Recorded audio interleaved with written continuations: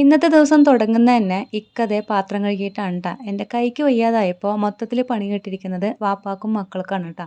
അപ്പോൾ അതെ എന്നെക്കൊണ്ട് പറ്റുന്നതൊക്കെ ഞാൻ കൂടെ സഹായിച്ചുകൊണ്ടിരിക്കുന്നുണ്ട്. കത്തി കൊണ്ട് എന്തായാലും വെളുത്തുള്ളി തൊണ്ട് കളയൽ നടക്കില്ല. അപ്പോൾ പിന്നെ തേങ്ങ വെച്ച് 2 ഇടി ഇടിച്ചിട്ട് അങ്ങനെ എടുക്കാമെന്ന് കരുതിയിട്ടാ. ശരിക്കും പറയാന്നുണ്ടെങ്കിൽ കൈ മുറിഞ്ഞപ്പോഴാണ് പല ട്രിക്സും അറിയുന്നത് ട്ടാ. കത്തി വെച്ച് തൊണ്ട് കളയുന്നതിനേക്കാളും ഒരുപാട് ഈസിയാണ് ട്ടാ. ഇങ്ങനെ ഇടിച്ചിട്ട് എടുക്കുന്നത്. ജസ്റ്റ് ഒന്ന് ഇടിച്ചു കൊടുത്താൽ മതി. എന്നിട്ട് കഴുകിയെടുത്താൽ മതി ട്ടാ. അതിൻ്റെ ഇടയിൽ കൂടെ ദേ മക്കളും സഹായിക്കുന്നുണ്ട്. ചെറിയ ആൾ കാലത്ത് തന്നെ എന്നെ സഹായിക്കാനായിട്ട് അടുക്കളയിൽ കയറിയിട്ടുണ്ട് ട്ടാ. അപ്പോൾ ഇക്ക തേങ്ങ തൊണ്ട് ഇങ്ങനെ എടുത്ത് തരുന്നത് എനിക്ക് കാണിച്ചു തരാണ്. അത് അങ്ങനെ എടുക്കുമ്പോഴാണല്ലോ എൻ്റെ കൈ മുറിഞ്ഞത്. അപ്പോൾ ദേ ഇങ്ങനെ എടുത്താൽ മതി എന്നൊക്കെ പറഞ്ഞു തന്നിട്ട് ചെയ്തുകൊണ്ടേ ഇരിക്കുകയാണ് ട്ടാ. അപ്പോൾ ദേ ചെറിയ പണികളൊക്കെ ചെറിയ ആൾ ചെയ്തുകൊണ്ടിരിക്കുന്നുണ്ട്. അപ്പോൾ ലിക്വിഡ് ഒഴിക്കുന്ന സമയത്ത് ഞാൻ എപ്പോഴും ഇതുപോലെ വെള്ളമാക്കി കുറച്ച് ഒഴിക്കും ട്ടാ. ഇങ്ങനെ വെള്ളം ഒഴിക്കുന്നതുകൊണ്ടുള്ള ഗുണങ്ങൾ എന്താണെന്ന് ചോദിച്ചു കഴിഞ്ഞാൽ കുറേ നാൾ എത്തുകയും ചെയ്യും. അതുപോലെ തന്നെ നമ്മൾ പാത്രം കഴുകുമ്പോൾ ഒഴിക്കുന്ന സമയത്ത് ഒരുപാട് കട്ടിയാകുമ്പോൾ പെട്ടെന്ന് വരില്ല. ഇതാകുമ്പോൾ ഈസി ആയിട്ട് വരികയും ചെയ്യും. അപ്പോൾ അതൊക്കെ കഴിഞ്ഞ് ചമ്മന്തി അരക്കലും കഴിഞ്ഞിട്ട് ഞാൻ ദേ വേഗം അപ്പം ചുട്ടുകൊണ്ടിരിക്കുന്നുണ്ട്.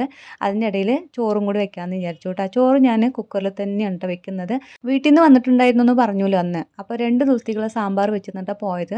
അതൊക്കെ തീർന്നു ട്ടോ. അപ്പോൾ ഇനി കറിയൊന്നുമില്ല. അപ്പോൾ എന്തായാലും ഇക്ക പറഞ്ഞു നീ ഒന്നും വെക്കണ്ട, ഞാൻ ഉച്ചയ്ക്ക് വരുമ്പോൾ കറി എന്തെങ്കിലും മേടിച്ചിട്ട് വരാം. മുട്ട പൊരിക്കുക, അതിൻ്റെ കൂട്ടത്തിൽ എന്തെങ്കിലും കൊണ്ടാട്ടം വറുക്കുക അങ്ങനെ എന്തെങ്കിലും ചെയ്യാമെന്ന് വിചാരിച്ചു ട്ടോ.